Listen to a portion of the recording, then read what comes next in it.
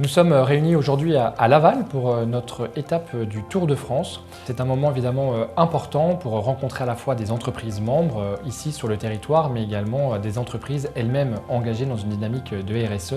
Et un des éléments importants que nous avons voulu mettre en œuvre ce soir, c'est la dynamique territoriale du Global Compact qui se développe sur 2021 et sur 2022.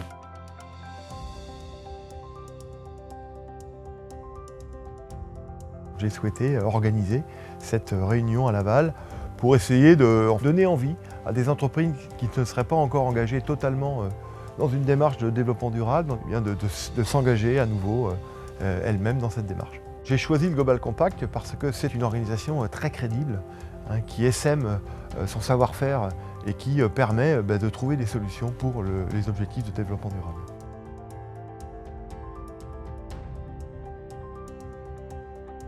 C'est une occasion de faire du partage d'expériences, d'apprendre des réussites, mais aussi peut-être des échecs de certaines autres entreprises, et de créer petit à petit un réseau de plus en plus grand pour échanger les uns avec les autres.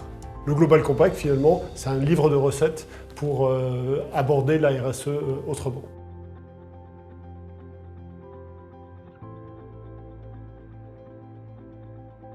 Ça nous a permis de recenser toutes les bonnes pratiques et puis de se rendre compte que les réalisations étaient faciles à mettre en place, accessibles et permettent de fédérer le maximum de personnes en interne.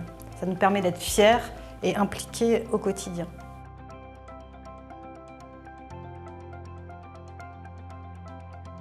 Parce que toutes les parties prenantes de demain demanderont des engagements RSE.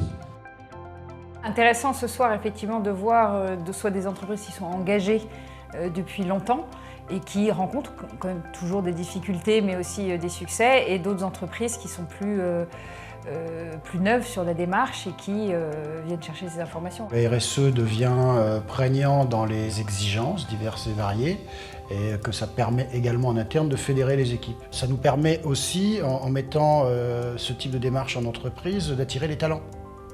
De se dire c'est une entreprise qui n'est pas là que pour gagner de l'argent, mais c'est aussi de permettre aux gens d'être mieux dans le cadre de leur travail.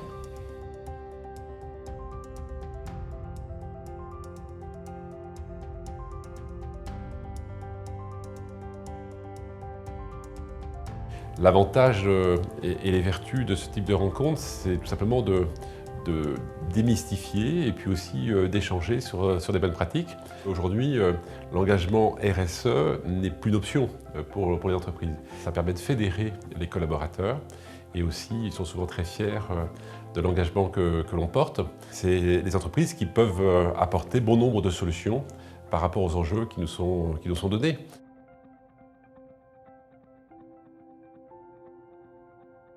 Le fait de se réunir ensemble autour des objectifs du développement durable, de savoir comment on adhère à une dynamique de groupe, de partage, d'échange. Ça permet aux entreprises d'échanger avec leurs pairs, d'avoir des retours d'expérience.